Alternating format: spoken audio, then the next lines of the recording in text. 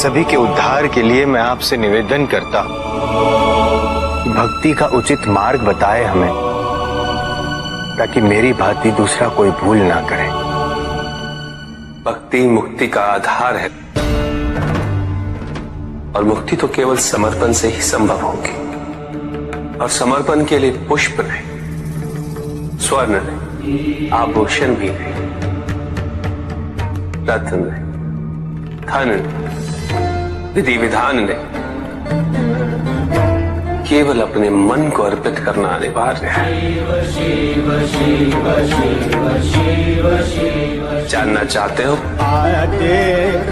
कि वो कौन से पुष्प हैं जो मुझे अत्यंत प्रिय हैं?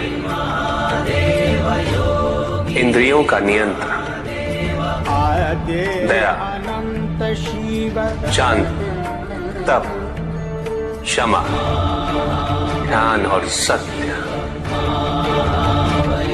और जब कोई मेरे इन पुष्पों से आराधना करे, मैं अवश्य प्रसन्न होता हूं।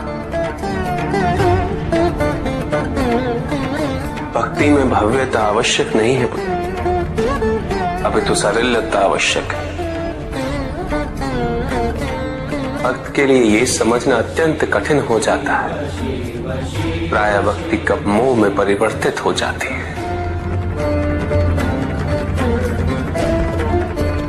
और ऐसे में पथ भ्रमित होना अनिवार्य है।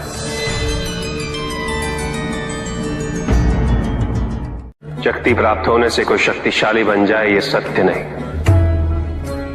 शक्ति का सम्मान व वहन करने की क्षमता होनी चाहिए, और ये क्षमता किसी वरदान से प्राप्त नहीं होती। ये तो हमारे भीतर ही विकसित होती है।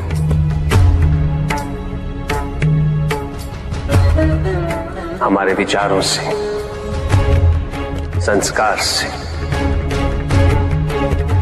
तो प्रभु, जो आपकी तपस्या कर आपको प्रसन्न कर लेता है, उसके विचार व कर्म शुद्ध ही होंगे ना?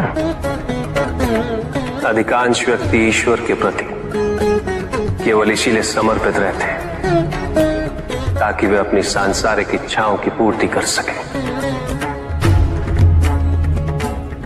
उनके विचारों की शुद्धता, उनकी तपस्या केवल भौतिकवाद का माध्यम बन के रह जाती है, उसके परित्याग का नहीं।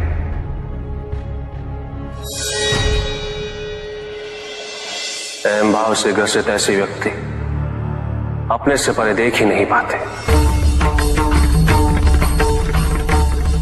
उन्हें जो चाहिए वो इसलिए नहीं कि उससे वो संसार का उद्धार करना चाहते हैं, अभी तो इसलिए कि उससे वो केवल अपने परिजनों का उद्धार कर सके। और शक्ति पा लेने के पश्चात उनका असली स्वरूप प्रत्यक्ष होता है। उनके व्यक्तित्व के दोष उभर कर सामने आते हैं। ऐसे व्यक्ति इस भ्रम को पोषित करने लगते हैं कि वही धर्म है, वही नियम है, और उनकी यही सोच उन्हें दायित्व विहीन बना देती है और वो अपनी शक्तियों को अत्याचार व शोषण का माध्यम बना लेते हैं।